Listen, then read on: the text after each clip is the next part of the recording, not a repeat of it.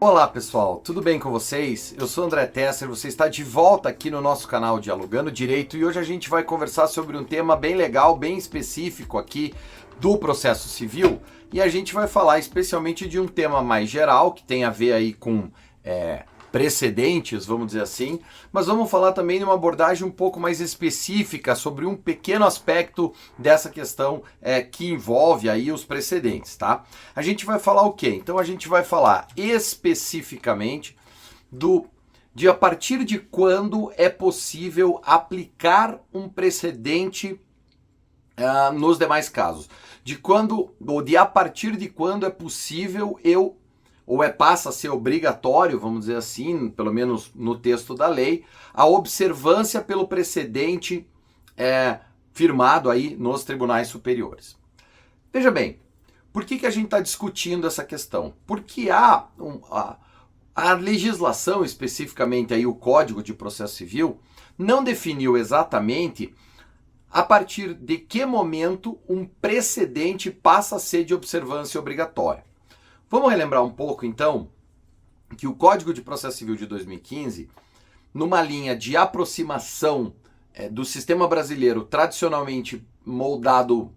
a partir da Civil Law, começa uma aproximação com alguns institutos e com algum modelo do Common Law, e isso se dá especificamente nessa tentativa de trazer para o sistema brasileiro uma ideia de força vinculante dos precedentes, do entendimento firmado pelos tribunais superiores, que à luz da Constituição brasileira são aqueles escolhidos para afirmar o entendimento sobre direito constitucional, no caso específico do STF, ou sobre direito federal, no caso específico do STJ. E que à luz disso, então, o Código de 2015 começou a criar algumas estruturas, trazer algumas regras, para fazer um regramento desses procedimentos, para fazer um regramento desse, entre aspas, sistema de precedentes que o Brasil passa a apostar, principalmente aí, a partir de um determinado momento, já com algumas reformas advindas aí no curso ainda do Código de 73, mas depois com uma ideologia muito bem marcada no Código de 2015. Acontece, porém, que a legislação, o Código de Processo Civil, ele não, embora ele traga aí, faça até em alguns aspectos aí, como apontam alguns doutrinadores, com uma boa dose de razão, uma confusão entre precedente e julgamento de caso repetido, né? Fecha parênteses, enfim. Mas também o código não diz a partir de quando, seja um precedente ou seja esse julgamento de caso repetido, passa a ter observância obrigatória pelos demais órgãos jurisdicionais. E em especial, a discussão se dá justamente por conta de saber se é preciso aguardar o trânsito em julgado do recurso ou do incidente recursal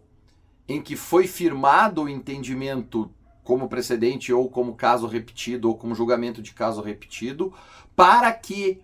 esse entendimento seja de observância obrigatória.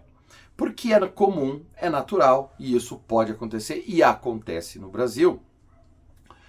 que no caso da formação do precedente ou do julgamento do caso repetido, o recurso ou incidente recursal que está sendo apreciado ali não transite em julgado no mesmo momento em que o precedente é firmado. Por exemplo, pode haver aí depois algum embargo de declaração, tentando resolver um problema relacionado ao caso e não à questão submetida aí para fins de tese repetitiva, ou de precedente mesmo. E nesse sentido, havia essa discussão, ou há ainda, em algum sentido, essa discussão de se eu devo aguardar ou não o trânsito em julgado da tese firmada como precedente ou como julgamento de caso repetido, para que os demais órgãos jurisdicionais tenham que obrigatoriamente observar o entendimento firmado no Tribunal Superior. Muito bem. No âmbito do STJ, tá? tem se firmado o entendimento de que não é estritamente necessário, não precisa esperar o trânsito em julgado da decisão que ou julga o caso repetido ou que firma um precedente, para que esse entendimento exposto como precedente ou como julgamento de caso repetido deva ser observado nos demais órgãos jurisdicionais ou pelos demais órgãos jurisdicionais. Recentemente, por exemplo, num julgamento aí de abril de 2023, que foi objeto inclusive de um informativo de jurisprudência pelo STJ, o STJ acabou reafirmando esse entendimento no julgamento aqui do recurso especial, eu vou pegar o número aqui para vocês, número 2060149. No RESP 2060149 ou 2.060.149 de São Paulo, o tribunal firmou, aqui no caso a segunda turma, acabou firmando, relembrando esse entendimento no sentido de que as teses fixadas nos julgamentos repetitivos ou vinculativos, tanto do STJ quanto do STF, podem ser aplicadas de forma imediata nos feitos respectivos, naqueles feitos em que esta tese firmada, no caso, como precedente ou em julgamento de caso repetido, se aplique, a partir do momento em que a tese é firmada, a partir do momento em que o entendimento se consolida. Isso é bastante importante porque isso dá um sentido desde já de orientação para o tribunal. A gente sabe que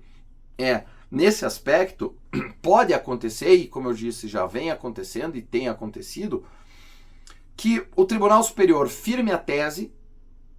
mas ainda o recurso, o incidente recursal, dependa de outras questões para ser julgado. Por exemplo, a gente pode estar falando aí, eu não estou falando de questões especificamente ligadas à tese, como por exemplo modulação de efeitos, mas eu posso estar discutindo alguma outra questão que não é objeto da tese, que faz parte também do recurso, mas que não é objeto ainda da tese. É bem importante relembrar, inclusive, o entendimento adotado nesse julgamento do recurso especial que eu comentei com vocês aí, da relatoria do ministro Herman Benjamin, inclusive, que esse caso é bem representativo porque ele diz respeito a uma situação bastante relevante aí, que tem sido bastante discutida, que quando cabe fixação de honorários advocatícios por equidade. E o próprio ministro Herman Benjamin diz neste acórdão aí, ele é o relator, diz neste julgamento que eu mencionei para vocês que, ressalvado o entendimento pessoal dele, deve ser observado, deve ser respeitado o entendimento firmado no âmbito do STJ sobre isso. Isso é bem importante porque isso não deixa de ser, entre aspas, uma aula de precedentes, Não deixa de ser, assim, uma forma bastante representativa de como os precedentes devem ser respeitados. Ora, o que o ministro Herman Benjamin está dizendo como relator deste recurso especial basicamente, tem alguns recados aí, tem algumas posições bastante importantes. A primeira delas é essa: ressalvado o meu entendimento pessoal. Olha, eu tenho um entendimento em sentido contrário, mas o entendimento do STJ sobre a questão é este, e eu devo me curvar a isto. Eu não estou aqui para fazer a minha justiça, mas eu faço parte de um sistema, e se eu quero que os meus posicionamentos, quando sejam firmados como tese para julgamento de caso repetido ou como precedente, também sejam respeitados, o mínimo que eu tenho que fazer enquanto ministro do STJ também é respeitar o entendimento quando ele é contrário às minhas convicções pessoais.